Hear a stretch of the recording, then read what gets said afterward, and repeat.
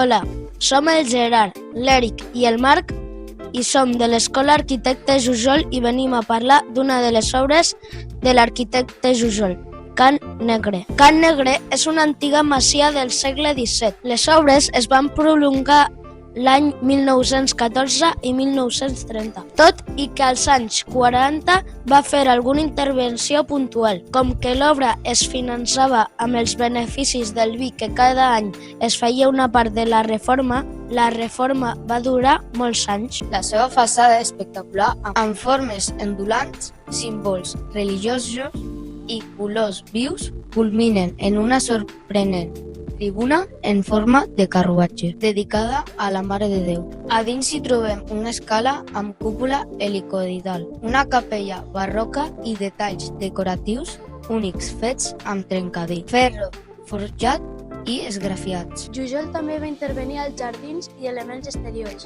integrant la casa dins d'un nou entorn urbà. Aquesta obra és una mostra clara del seu univers creatiu i espiritual i una icona del modernisme català fora de Barcelona. Avui, Can Negre és propietat municipal i un espai cultural obert al públic, restaurat amb gran cura per preservar l'obra d'un dels arquitectes més originals del segle XX. Se'n poden fer visites guiades. A més, disposen de diverses activitats dirigides a l'alumnat escolar.